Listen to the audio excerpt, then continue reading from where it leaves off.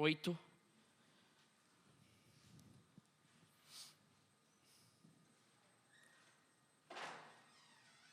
Capítulo 4, é o capítulo 8 já, versículo 4.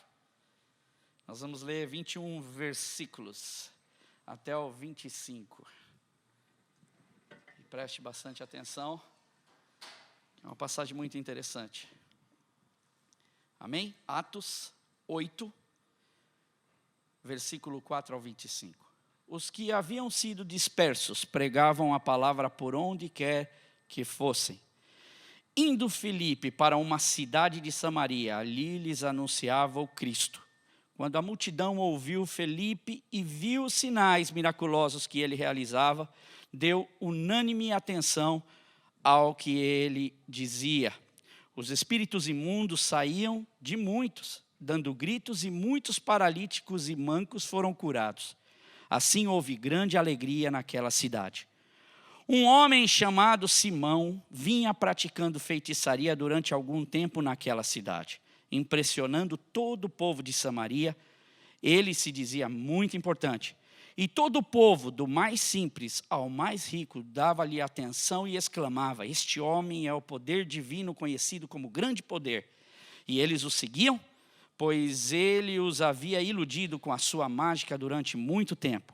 No entanto, quando Filipe lhes pregou as boas novas do reino de Deus e do nome de Jesus Cristo, creram nele e foram batizados tantos homens quanto mulheres. O próprio Simão também creu e foi batizado, e seguia a Filipe por toda a parte, observando maravilhado os grandes sinais e milagres que eram realizados. Os apóstolos de Jerusalém, ouvindo que Samaria havia aceitado a palavra de Deus, enviaram para lá Pedro e João. Estes, ao chegarem, oraram para que eles recebessem o Espírito Santo, pois o Espírito Santo ainda não havia descido sobre nenhum deles. Tinham apenas sido batizados em nome do Senhor Jesus. Então Pedro e João lhes impuseram as mãos e eles receberam o Espírito Santo. Vendo Simão que o Espírito era dado com a imposição da mão dos apóstolos, ofereceu-lhes dinheiro e disse: deem-me também esse poder para que a pessoa sobre que eu colocar a minha mão receba o Espírito Santo. E Pedro respondeu: pereça com você o seu dinheiro. Você pensa que pode comprar o dom de Deus com dinheiro? Você não tem parte nem direito algum nesse ministério, porque o seu coração não é reto diante de Deus. Arrependa-se dessa maldade e ore ao Senhor. Talvez Ele lhe perdoe tal pensamento do seu coração. Pois vejo que você está cheio de amargura e preso pelo pecado. Simão, porém, respondeu: orem vocês ao Senhor por mim, para que não me aconteça nada do que vocês disseram. Tendo testemunhado e proclamado a palavra do Senhor, Pedro e João voltaram a Jerusalém, pregando o evangelho em muitos povoados samaritanos. Amém? No verso... Só um minutinho. No verso 20, então... Melhorou, hein? Pedro respondeu: pereça com você o seu dinheiro. Você pensa que pode comprar o dom de Deus com dinheiro? Você não tem parte nem direito algum nesse ministério, porque o seu coração não é reto diante de Deus. Amém? Fecha os teus olhos. Senhor, muito obrigado, Deus. Obrigado porque até aqui o Senhor tem falado conosco. E nessa hora nós nos colocamos nas suas mãos, Deus, para ouvir e para falar. Que o teu Espírito Santo fale conosco, nos dirija e continue nos guardando o nosso coração, a nossa mente, Senhor. Refugiados na tua palavra, Deus. No nome de Jesus eu te peço, Senhor, que o teu Espírito Santo possa falar muito conosco, assim como ele tem falado, Jesus. E que este falar do Espírito Santo de Deus possa promover grandes mudanças na nossa vida. Promover grandes mudanças na vida de cada um que aqui está. Deus, eu me entrego agora nas tuas mãos e peço, Espírito Santo, continue falando conosco, porque nós queremos ouvir a tua voz. Amém, Jesus. Amém. Bem, Com base nesses versículos que eu votei, você acha que eu estou falando sobre qual que seria um dos temas que a gente poderia falar aqui hoje? Dinheiro. Não é um dos assuntos mais fáceis de falar, para alguns. Um assunto muito polêmico, muitas vezes, mas, porém, um assunto muito atual, porque todos nós temos algo em comum: o dinheiro. Talvez, se você olhar hoje aí na sua carteira, você vai achar pelo menos uma moeda. Então, em comum, todos nós temos isso no bolso. Ou talvez, se você não trouxe sua carteira, está no seu bolso. Mas nós olhamos aqui para esse texto e só dando uma luz ou um pano de fundo para que nós possamos caminhar nessa linha de pensamento e entender por que Lucas resolveu colocar aqui sobre dinheiro. Ele poderia falar sobre tantas outras coisas, e aqui no texto nós vemos muitas mensagens que poderiam ser tiradas, mas sobre dinheiro. E eu vejo como Deus ele tem operado, ele tem falado conosco de várias formas. E o dinheiro não poderia ficar de fora, como ele tem falado conosco, porque como ele faz parte das nossas vidas.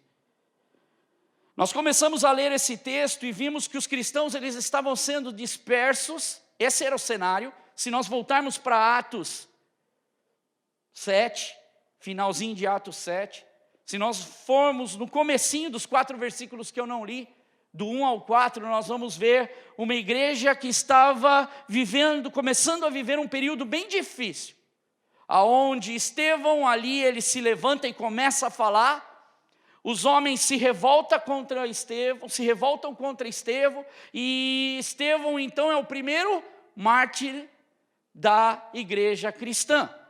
Antes, dos 4 versículos antes, nós vemos que o próprio Estevão, ele está ali sendo martirizado, vendo a glória de Deus, mas a igreja começa a ser perseguida. E aparece uma figura também muito importante para nós, mas uma figura que, se nós olhássemos para ele hoje, não daríamos algum cartaz que ele poderia ser usado por Deus, que é Saulo de Tarso. Porque os homens que ali apedrejavam a Estevão colocavam as suas roupas, as suas vestes, aos pés de quem? De Saulo. Era uma espécie até de autorização para que faz mesmo, porque esse povo não vale nada, tem que ser dizimado, porque eles estão vindo com uma mensagem.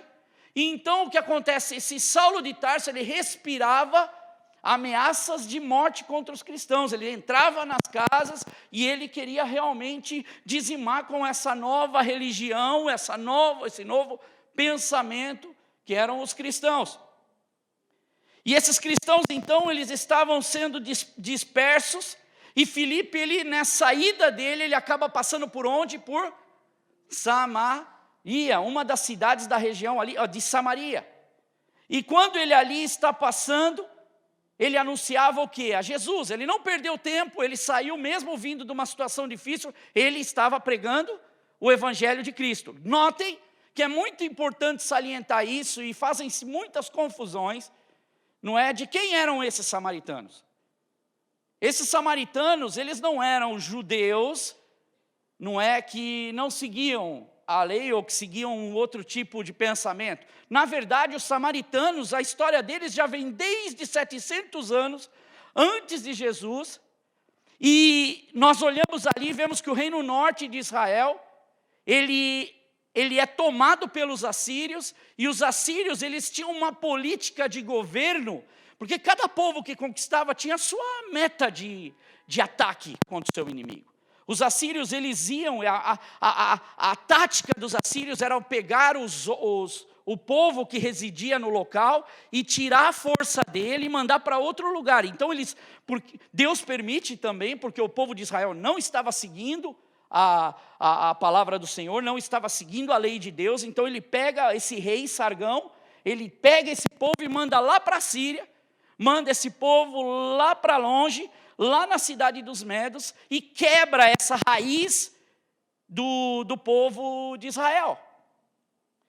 Israel, eles tinham feito muitas coisas ruins para o Senhor, então esse povo de Samaria, ele é uma mistura de muitos outros povos.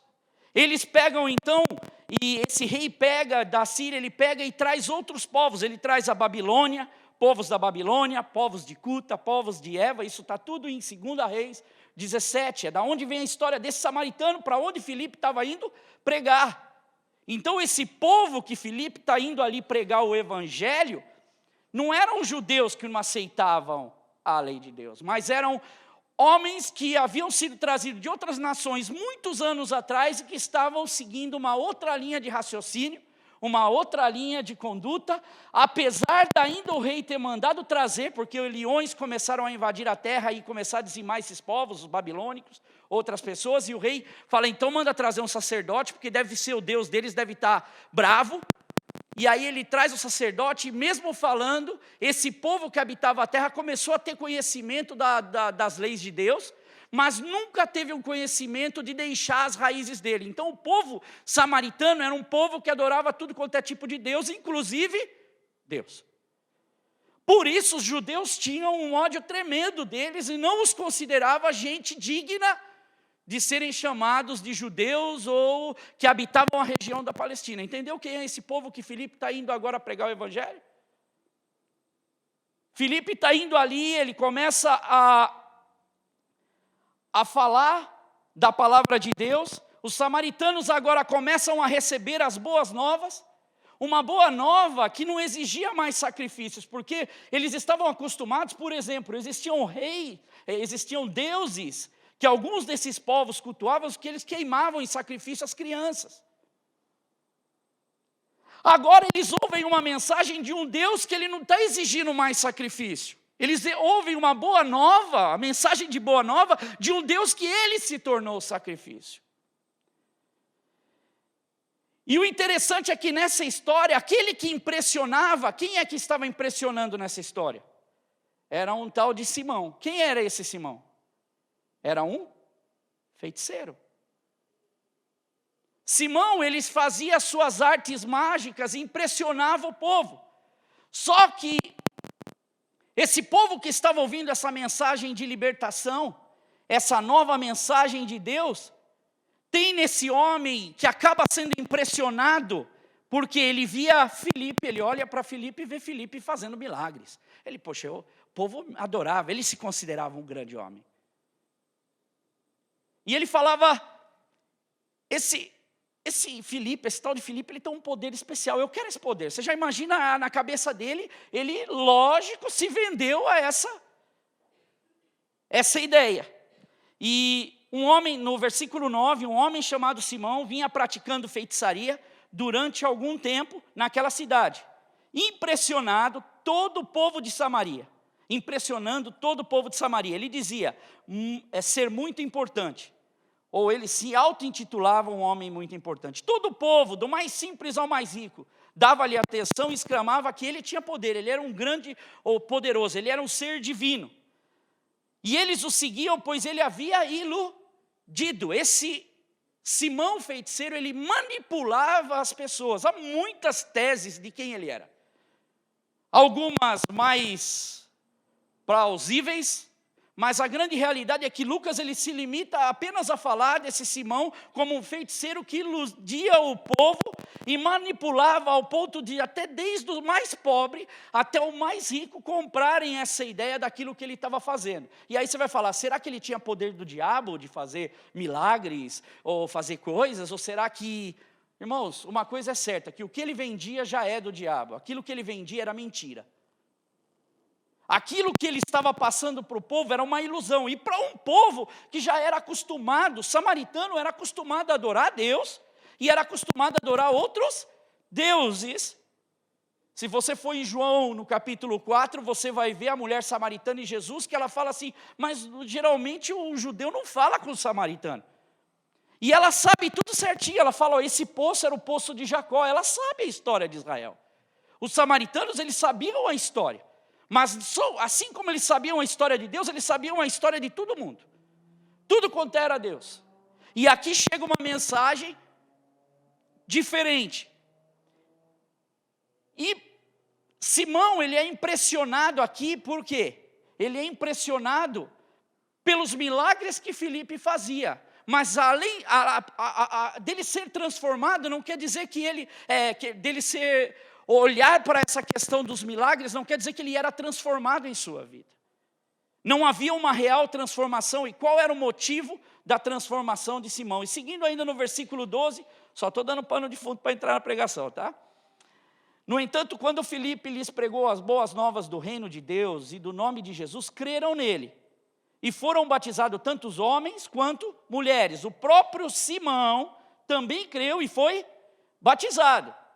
Vê que o Simão, que está por interesse, que já deixou bem claro, a Bíblia já está deixando bem claro que ele ficou fascinado pelo poder. Agora ele se batiza, ele acredita, e a Bíblia ela é muito clara que mesmo dentro da casa de Deus, mesmo dentro do ambiente de Deus, há muitas pessoas que vêm por aquilo que a igreja pode oferecer. Aquilo que o poder de Deus muitas vezes pode oferecer. São encantados pelo homem, são encantados pelas coisas, e é isso que o texto começa a nos mostrar, para que nós possamos entrar na questão do dinheiro. Vai uma cena sendo montada por detrás disso daqui, para nós entendermos de que dinheiro que está falando, do que está falando. E segundo a teologia, a ciência da teologia, diz que a conversão dele era fides informes. O que seria isso? Seria uma conversão não real, não de vida. Porque, na verdade, ele dizia que tinha fé, porque ele acreditava e via o que Filipe estava fazendo. E que estava acontecendo alguma coisa de diferente. Mas não trouxe nenhum novo nascimento na vida dele, para uma nova vida, uma transformação genuína. Está entendendo? E ainda permaneceu no fel da amargura e do laço da iniquidade, porque nós vamos ver no texto, seguindo o texto, vai aparecer.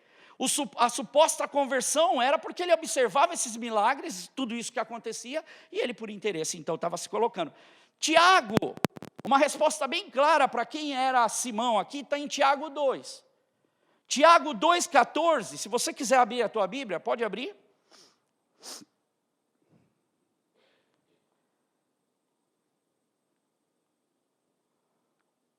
2,14, e já fica com ela aberta aí. De que adianta, meus irmãos, alguém dizer que tem fé, se não tem obras? Acaso a fé pode salvá-lo? Tiago 2, ainda no 17 ao 19. Assim também a fé por si só, se não for acompanhada de obras, está morta. Mas alguém dirá, você tem fé, eu tenho obras, mostre-me a tua fé sem obras, e eu lhes mostrarei a minha fé pelas obras. Você crê que existe só um Deus? Muito bem. Quem? Até mesmo os demônios creem e tremem. Olhando para a figura de Simão, nós vemos bem que ele era um homem que creu e viu na movimentação. Mas em seu ser, no seu coração, não havia transformação. É mais ou menos assim, eu chego na igreja, olha, é tudo muito bonitinho. Ai, que legal ver os irmãos se abraçando. Ai, que bom. Mas dentro do meu coração, o real motivo por que eu venho à casa do Senhor é para adorar a Deus, é para servir a Deus, é para buscar no Senhor transformação para a nossa vida. E em Gálatas 2,20, Paulo fala isso. Ele diz assim, eu já estou crucificado, tem até música, com Cristo. E agora, vivo, não mais eu, mas Cristo vive em mim. E a vida que agora eu vivo o quê? Na fé de quem? Do Filho de Deus, que me amou, que se entregou por mim. Está vendo a diferença de uma pessoa que vem para Jesus? Lógico que há os atrativos, lógico que Jesus lançava a isca, mas o que Deus queria é que as pessoas não ficavam olhando para a isca, mas o que Ele queria é que as pessoas olhassem para o real chamado, que é a salvação de Deus para a nossa vida. E aí vem então, na história, seguindo aqui esse contexto, vem Pedro e João, que os apóstolos ouviram falar que estava tendo uma movimentação aonde? Em Samaria. Samaria era uma região duvidosa, era uma região poxa, está acontecendo alguma coisa estranha. Vão mandar então Pedro, vão mandar João para verificar o que está acontecendo lá com Filipe. E aí eles vieram então para certificar, para olhar, para apoiar e ver que aquilo que Filipe, um rapaz novo ali fazendo a obra de Deus, servindo a Deus, como é que estava sendo a conversão das pessoas que ali estavam. E aí os apóstolos mandam e vão, então Simão olha para Pedro e João, e Pedro e João colocava agora, não era só Filipe orando e os demônios saíam, agora ele fica encantado, por quê? Porque vem Pedro e João, ó, esse homem põe a mão na cabeça do povo, e o povo recebe poder de Deus, recebe o Espírito Santo de Deus. Que negócio é esse? Ele já estava encantado por quem? Por Filipe. Agora ele ficou deslumbrado, ele não viu mais nada. E o que acontece no texto? Ele faz o quê? Quanto é para me dar esse poder aí? Qualquer semelhança é mera coincidência do que a gente vive hoje. Esses homens, eles chegam, esse homem, ele chega, e o próprio Pedro fala, se você for olhar para a Bíblia, quando fala perecer, é mandar para onde? Para o inferno. É mais ou menos assim, olha, vai para o inferno você com o seu dinheiro. Você pensa que você pode comprar o poder de Deus, a unção de Deus com dinheiro? Você pensa que você pode comprar a bênção de Deus com dinheiro? Você pensa que você pode comprar alguma coisa com o seu dinheiro? E a Bíblia ainda fala que, Pedro fala para ele, se arrepende, porque o teu coração está cheio de amargura. Eu fui procurar saber o que a Bíblia significa essa palavra amargura. Ela tem tudo a ver com dinheiro, porque é ácido, sinônimos, ácido, corrosivo, o significado dela pro grego, dureza de coração, frieza, dinheiro causa tudo isso? Frieza, maldade, raiva, rancor, desprezo, quem tem poder despreza os outros, veneno, vingança, inveja, ressentimento. Quando ele fala amargura do teu coração, o que ele está querendo dizer? Tudo isso. Porque ele pensava que ele poderia comprar. Deu para entender o pano de fundo? Para quem que Filipe estava pregando? Para quem que Simão chegou para tentar ser o bambambam da história? E para quem os homens de Deus chegaram e o que encantaram esse homem? E aí chega no final ele fala, olha, que ore então por mim aí para que não aconteça nada do que vocês falaram que vai acontecer. Para que eu não pereça. Na semana passada, quem estava aqui? Quem estava aqui na semana passada? Você lembra o que nós falamos, o que o Eduardo falou? O diácono falou? Qual foi a pregação que foi falada? A armadura do quê? De Deus. É dele para nós. E aí, na hora que o Eduardo estava pregando, porque essa palavra ela já estava pronta no meu coração. Porque essa não é uma palavra que eu vou dar num dia só. Tem muita coisa para a gente falar sobre dinheiro. Não dá para falar sobre dinheiro num dia só. Porque Deus, Ele quer que nós aprendamos a lidar com o nosso dinheiro. E eu não quero ensinar ninguém a lidar com dinheiro, mas dentro da palavra de Deus. E em Efésios 6, quando fala da armadura de Deus, fala para que nós tenhamos cingimos os nossos lombos com o quê? Com a verdade, couraça da justiça, calçados do evangelho da paz, escudo da fé para apagar o quê? Os dardos inflamados do maligno, capacete do quê? Da salvação, espada do quê? Do Espírito. Enquanto Eduardo falava, meu coração ficava ali, só, Deus, o Senhor está preparando o caminho para poder falar de dinheiro, que não é uma coisa muito fácil de falar, não.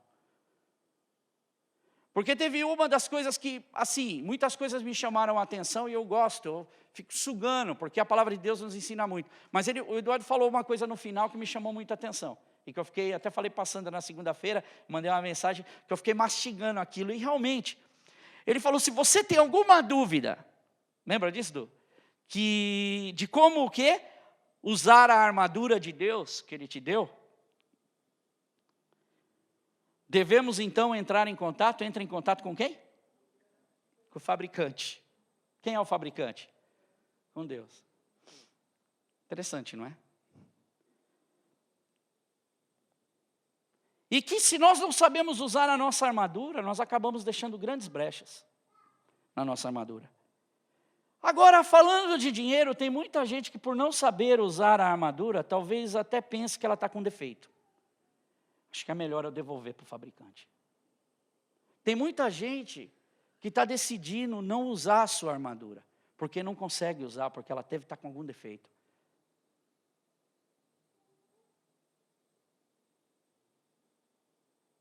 Outras talvez não tão satisfeitas, né? Aqui em Londres a gente tem muito disso, né? Vender no eBay. Eu vendo algumas coisas no eBay em casa que eu não uso, eu falo, vou vender, já vendi até televisão velha, lava, eu vou levar, pôr no lixo, ou mandar vir buscar, você põe 5 libras, vem buscar a tua televisão, você não tem nem para ali.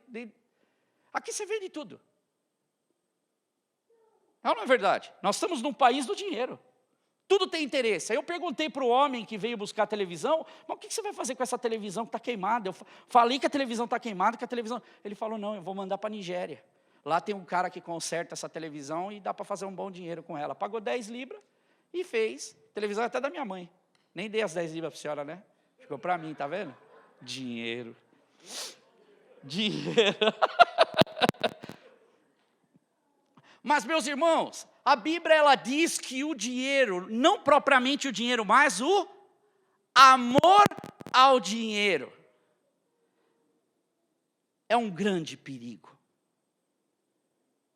Presta atenção. Se Deus tem a armadura dele como arma,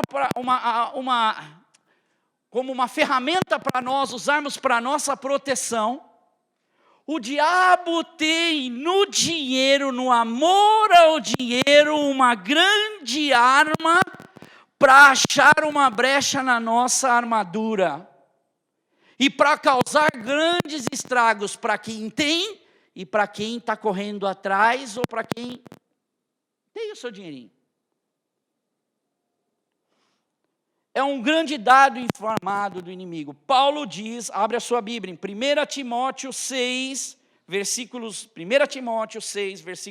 9 e 10. Eu não quero falar com as minhas palavras, mas eu quero usar a palavra de Deus para que nós possamos ter uma noção do que Paulo está querendo dizer.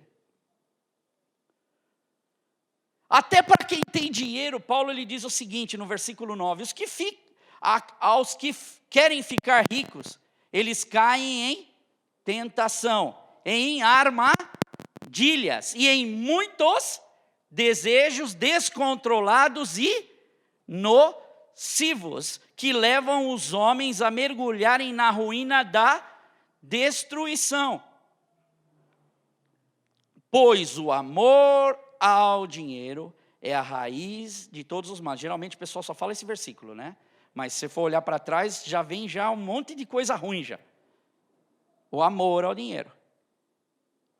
Algumas pessoas, continuando, por cobiçarem o dinheiro, desviaram-se da fé e se atormentaram a si mesmas com muitos sofrimentos. Vocês, porém, homens de Deus, fuja de tudo isso e busque a justiça, a piedade, a fé, o amor, a perseverança e a mansidão. Homem de Deus, fuja de tudo isso, ou seja, tenha sua mente em Cristo. A armadura voltando aqui para nós. Depois, busque a justiça, couraça da justiça, piedade, fé e amor, escudo da fé, perseverança, cingir os lombos, ficar firmes, e mansidão, que é a paz, o evangelho, para nós levarmos o evangelho de Deus. O dinheiro, antigamente, sabe como que surgiu o dinheiro? Isso é para título de curiosidade. Se a gente está falando nele, vamos falar do indivíduo todo, né? Sabe quando surgiu o dinheiro? O dinheiro, antigamente eles usavam para comercializar assim. Eu tenho trigo, você tem, pode ser azeite, e a gente vai trocar isso. Qual era o valor? Mas você tem trigo, vale menos. Eles mediam o produto, ele era avaliado pela quantidade ou pela força do trabalho que você gastava para produzir. Então, o valor que o produto tinha era no tempo que você gastava para ter a produção daquilo, quanto tempo demorava e que quantidade dava. Nós também temos na economia o que se diz de lei da oferta e da procura. Ou seja, se tem muito e não tem muita gente pedindo, tem muita oferta, tem pouca procura. O preço sobe ou o preço cai? Baixa.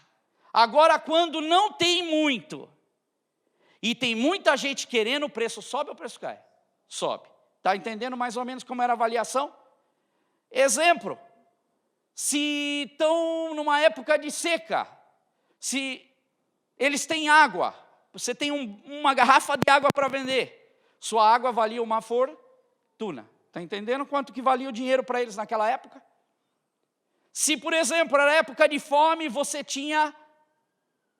estava passando necessidade e você ia em alguém que tinha, por exemplo, gado ou trigo, aquilo era dinheiro para eles, valia preço de ouro.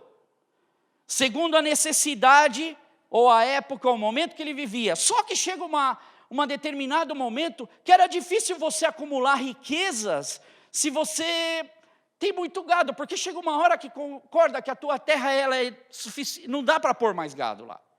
Ou se você estoca o trigo, ele vai chegar uma hora que ele vai se perder, ou qualquer outro tipo de mantimento, ele perece.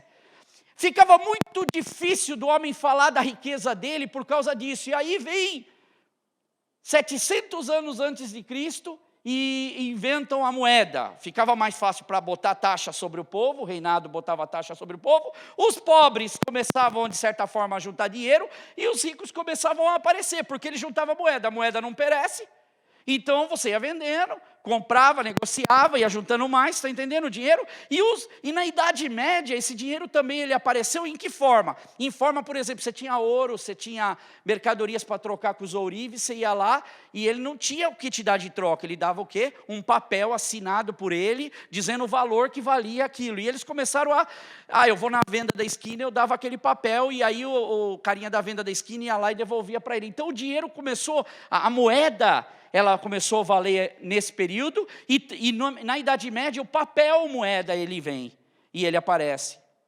No mundo greco-romano também se comercializava essa época aqui, que nós estamos falando de Pedro, que nós estamos falando aqui, esses homens também viam muitos comércios, o dinheiro ele estava ali rodando por todas as áreas. O dinheiro ele é fácil de acumular, meus irmãos, é difícil de ganhar, mas se você tiver a cabeça bem no lugar centrado, ele dá para você guardar. Ele também é fácil de crescer. Ele tem como você acumular quando você pega o dinheiro. Os produtos eram perecíveis. E por isso o dinheiro agora torna uma nova forma aonde eles podem guardar esse dinheiro. Eu estava olhando essa semana, porque saiu em março, eu fui buscar isso, que eu lembro que saiu no meu e-mail em março, os 100 homens mais ricos do mundo. Entre os 10 homens mais ricos do mundo, 7 desses nomes, por volta de 6 ou 7 desses nomes, estão ligados à informática, à comunicação, a esse mundo virtual. Se você parar para pensar, quando é que você anda hoje com dinheiro no bolso? É muito difícil. Eu vou ser bem sincero, eu geralmente, eu estava pensando, quando é que eu ando? Eu ando quando eu venho trazer meu dízimo, que geralmente eu dou meu dízimo em dinheiro, eu não mando pelo banco. É quando eu ando com dinheiro no bolso. Se você olhar agora, que eu já dei o dízimo, você vai ver moeda. O dinheiro papel, o dinheiro moeda, perdeu o seu valor. O mundo, o dinheiro, você está vendo, o dinheiro ele anda, a finança ela anda de acordo com o seu tempo. Hoje, o dinheiro ele é virtual. Pessoas acumulam fortunas, milhões. Você sabe, dentro desses 10 homens, dos 7 que eu falei, que são ligados a essa área hoje da online, da questão virtual, um dos homens mais ricos é de uma coisa que você usa muito todo dia. Qual? Facebook. O homem ficou, como diz no mundo, podre de rico. Outro, Amazon. O Gui chegou com o cabo, ele falou, comprei no Amazon. Eu falei, poxa, legal. Com um rico, mais um pouquinho, a gente já deixou ele. Tudo bem que você paga barato, mas você está entendendo? O mundo virtual, o dinheiro que a gente vê hoje, nós temos na nossa conta, mas a gente não põe mais a mão nele. É muito difícil de você sair. Pensou se esses homens fossem acumular milhões? O homem mais rico do mundo, 16 vezes, foi o Bill Gates. Bill Gates, ele foi por 16 vezes, tinha perdido o posto, voltou esse ano como o homem mais rico do mundo. Ele só tem 75 bilhões de dólares, só isso. E ele doa, sim. Mas com esse dinheiro todo, pode doar à vontade, né? Mas vocês estão entendendo que o dinheiro, ele continua de uma forma ou de outra, fazendo parte do nosso mundo. O dinheiro, ele tem a sua própria voz. O dinheiro, ele realiza os seus próprios negócios. O dinheiro, ele não fala com a voz natural, mas ele fala muito mais alto às vezes do que a voz natural. Nós vemos no nosso país, o Brasil, por causa do dinheiro, a situação que uma nação está. O dinheiro, ele corrompe o coração das pessoas. O amor ao dinheiro, se não souber ser usado, é muito perigoso. E a Bíblia, ela nos ensina. Por isso é importante para nós como cristãos, e em especial a nós, que possuímos às vezes uma quantia, ou que possuímos alguma coisa, que saibamos lidar com essa linguagem do dinheiro. E a preocupação de Deus com isso é fantástica, porque Ele recheia a palavra dele sobre isso. Eu não sou nenhum economista, meus irmãos. Eu não tenho intenção e nem pretensão de falar para você o que você deve fazer com o seu dinheiro. Mas a palavra de Deus, ela ensina muito. E na experiência que eu tenho desde berço, que eu comecei a entender alguma coisa sobre questão de financeira, o que eu comecei a entender como ganhar dinheiro, que eu comecei a ver dentro da igreja, os irmãos falando de questão financeira. Hoje, você não tem ideia quantas pessoas para mim, como pastor, chegam para mim, e estão em tremendas lutas financeiras, e veio me trazer problemas, porque estão passando por esses problemas financeiros, ou porque o trabalho que a pessoa está não é um bom trabalho, e tem limitado a pessoa, às vezes até de estar na casa de Deus, e tem vontade de estar na casa de Deus, mas por causa da questão do dinheiro, precisa ter o seu dinheiro. Até quando tratar dessa questão de dinheiro, ela se torna benéfica? Até quando eu falar dessa questão de dinheiro, ou eu ganhar esse dinheiro, ele se torna benéfico? Vou dar um exemplo na minha vida. Quando eu vim para Londres em 2001, e eu tomei isso de lição, porque serviu para mim, porque quase acabou comigo. Quando eu saí do Brasil, eu vim para cá, eu larguei minha família no Brasil. Isso acontece muito com as pessoas que vêm. Porque todos nós aqui praticamente saímos da nossa nação. Acho que não tem ninguém aqui que é da nação. Alguém aqui nasceu aqui? Tirando os pequenininhos, né? O mais novo, né? Aí não vale, né? Mas assim, nós mais velhos, nós temos a nossa pátria. Nós temos a nossa nação. Nós saímos da nossa nação querendo um objetivo. Foi ou não foi? Ou você saiu porque lá, não, eu não quero mais saber do Brasil, eu vou procurar novas aventuras. Não, ninguém faz isso. Eu não saí do Brasil procurando novas aventuras. Eu vim procurar para a minha família outras condições para a minha família. Eu saí do Brasil, eu larguei minha esposa e larguei meus filhos. E falei, eu vou para Londres, olha a mentalidade de quem não tem experiências. Vou para Londres e vou ficar 1 ano e meio em Londres e vou ganhar meu dinheiro em Londres e volto para o Brasil. Aconteceu isso? Faz 15 anos que não aconteceu isso. Eu vim para Londres até com o projeto de ganhar o meu dinheiro e voltar para o... Só que depois que a gente chega, a gente sabe que 1 ano e meio não é nem suficiente para você guardar tanto dinheiro assim para você voltar para o Brasil. Talvez é dinheiro suficiente para você guardar, para você fazer umas boas férias no Brasil, ou nem isso, talvez. Ou pagar o débito que você teve no Brasil para comprar passagem. E ainda voltar, estão entendendo? Quando eu cheguei no Brasil, eu cometi quando eu cheguei aqui, né, em Londres, eu cometi o maior dos erros. Me perguntaram assim, porque a minha visão era, eu preciso ganhar dinheiro rápido e voltar para o meu país. E me perguntaram uma vez, eu não esqueço essa frase, nunca mais, porque ela me serve como uma lembrança do que o dinheiro significa. Me perguntaram assim: André, você não pode deixar de ir na igreja, você precisa ir na igreja. Eu falei assim: eu não vim aqui para ir na igreja. Eu vim aqui para arrumar um trabalho, para organizar a situação da minha família no Brasil, que a gente precisava, e voltar o mais rápido que possível. O que eu fiz com a minha armadura? Abri viseira, né, Edu? Coloquei minhas armas no chão e dei uma tremenda de uma oportunidade para Satanás agir sobre a minha vida. E ele fez de mim de gato e sapato. Porque eu permiti. E graças à misericórdia de Deus, que estava olhando sobre mim, não permitiu que nada de pior acontecesse. Mas eu me lembro muitas vezes, e olha, eu vou falar para vocês mais, vocês acham que eu deixei de ganhar dinheiro?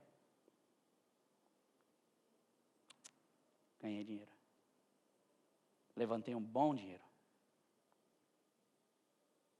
E aí você pergunta, mas mesmo assim, você diz que você baixou sua armadura? Porque espiritualmente Satanás arrebentou comigo.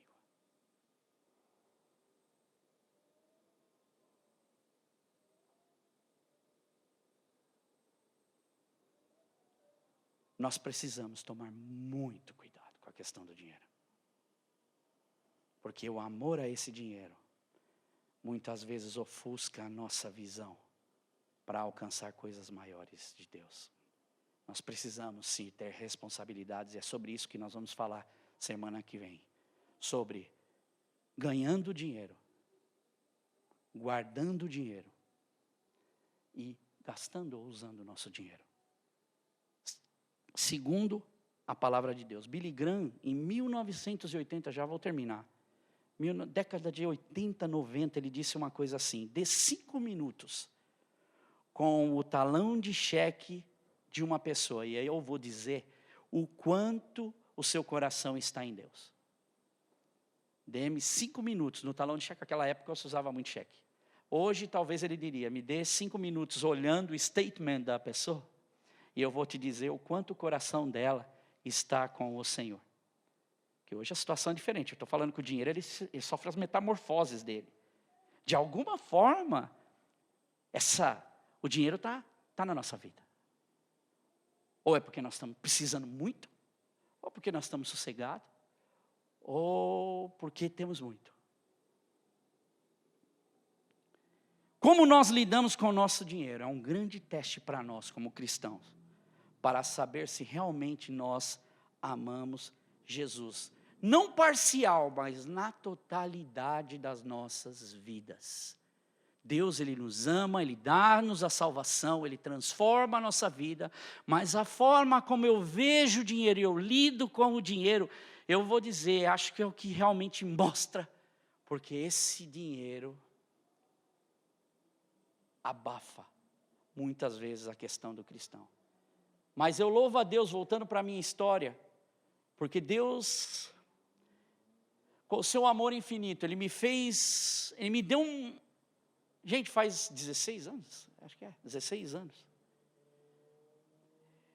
Foi a primeira experiência que eu tive sabe quando Davi fala assim, Deus, não retire de mim o teu Espírito Santo? Eu acho que eu fiz essa oração para Deus, porque eu chorava tanto, falava a Deus, minha vida não está mais a mesma, eu estou sentindo falta de algo que eu tinha antes. E Deus, no seu infinito amor, Ele me deu algo que eu não tinha, porque fazem 15 anos que eu tomei um posicionamento com Deus, que eu não quero aquilo, é igual dor de dente, essa eu não quero nunca mais.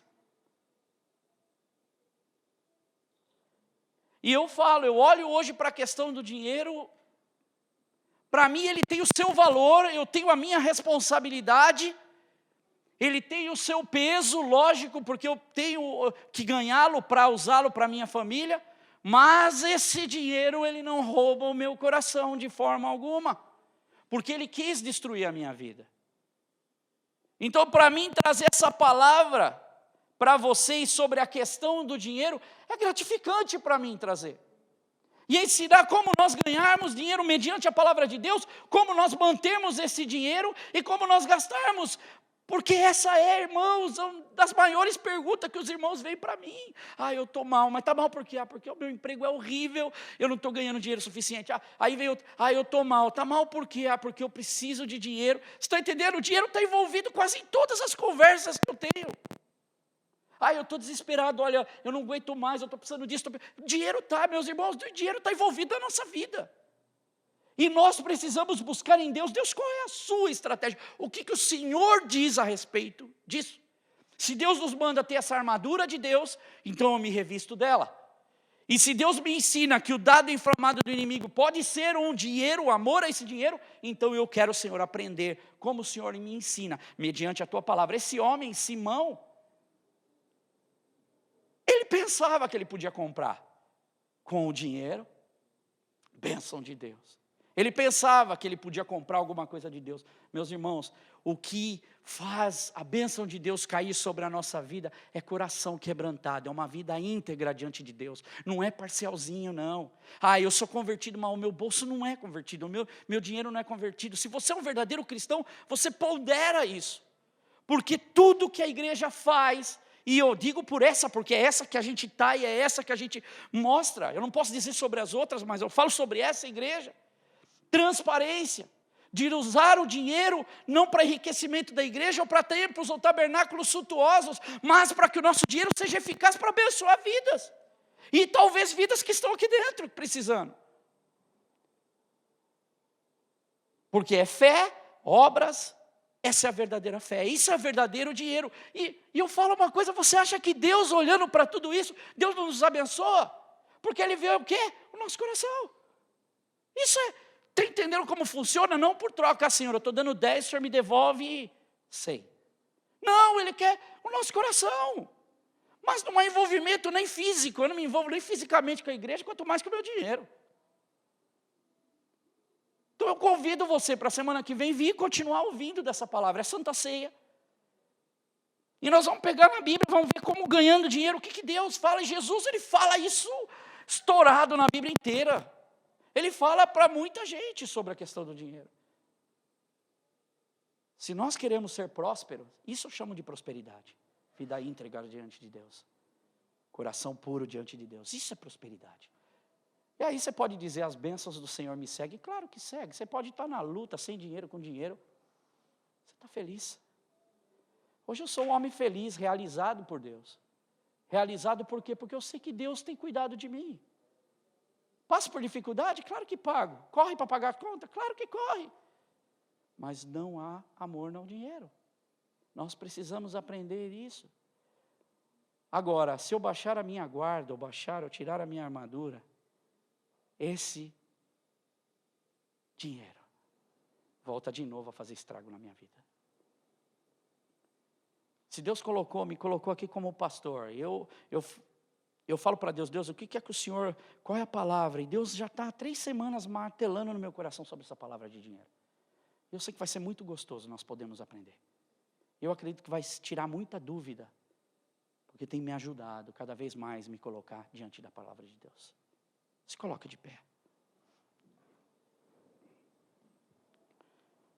Que o nosso real interesse pela palavra, ou por Deus, não seja pelo que Ele pode fazer ou pelo que Ele dá, mas pelo que Ele já é na nossa vida.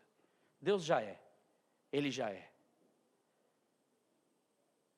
E a minha oração é para que você que fique preocupado tanto com dinheiro, eu preciso fazer isso, eu preciso fazer aquilo. Meu irmão, descansa, relaxa. E se coloca na mão de Deus. Coloca o teu coração na mão de Deus. Fala, Senhor, eu quero mesmo aprender, Senhor. Porque até aqui eu tenho tentado todas as fórmulas possíveis. Deus, eu sou até um bom administrador. E eu não consigo. Parece que as coisas não me vão. Mas eu sei que Deus, Ele tem interesse no seu povo. Ele gosta, Ele ama o seu povo. E Ele vai nos ensinar. Deus, eu te agradeço, Senhor. Te agradeço por cada vida que aqui está, Senhor. Para cada pai de família, cada mãe, Senhor, cada filho. Deus, que passam, Senhor, as suas necessidades, Deus. Todos nós precisamos de algo, Senhor. Pai, especialmente nessa área do dinheiro que é tão difícil de ser lidada, Deus. Eu te peço a tua bênção. Eu peço, Senhor, que o Senhor fale conosco, Deus. Semana que vem vamos estar aprendendo, Senhor, como ganhar esse dinheiro, Deus. Qual é a forma, Senhor, como o Senhor vê. Como nós mantermos esse dinheiro e como nós estarmos usando e gastando esse dinheiro, Deus. Pai, que o Senhor possa, Senhor, durante a semana falar conosco também, Deus. Para que as situações sejam resolvidas e que nós possamos ouvir hoje, Senhor, nessa palavra, que nós possamos ir para casa refletir, Senhor, como nós refletimos semana passada. Nós possamos continuar refletindo nas coisas que o Senhor tem colocado para nós e tem alertado nas nossas vidas, Senhor. Para que não haja dúvida, Senhor, e tudo fique muito certinho, Deus. Obrigado, Deus, por cada família, por cada necessidade atendida, cada súplica atendida, Deus. E eu te peço, Espírito Santo de Deus, fala conosco. E age, Senhor, nas nossas vidas e nos nossos lares, Deus. Pai, no nome de Jesus, eu entrego, Senhor, essa palavra a Ti, Deus. E eu peço, Senhor, que o Senhor venha iluminar, Senhor, as nossas vidas, Senhor, debaixo da Tua atuação, Senhor, para uma questão tão delicada quanto essa, que é a questão do dinheiro, Deus. Mas nós queremos olhar, Senhor, com os Teus olhos, não com os nossos, Senhor. Porque os olhos da carne, os olhos humanos, Senhor, eles só vão conseguir encontrar no dinheiro certa forma de prazer, poder, adquirir, Deus. E nós não queremos isso, Senhor. Nós queremos, Senhor, sim, colocar, Senhor, em deleite tudo aquilo que o Senhor proporciona para nós, Senhor. E estar satisfeito, Senhor, pelo que o Senhor faz por nós. Muito obrigado, Deus. Obrigado pela Tua igreja. Obrigado por esse povo que está aqui, Deus. E que o Senhor nos abençoe no nome de Jesus. Amém. Amém. É bom, acho que chamar as crianças, porque tem que entregar o... Tem o Alistair, Chama lá. Que o Alistair eu estou tentando dar o cartão dele, não consigo.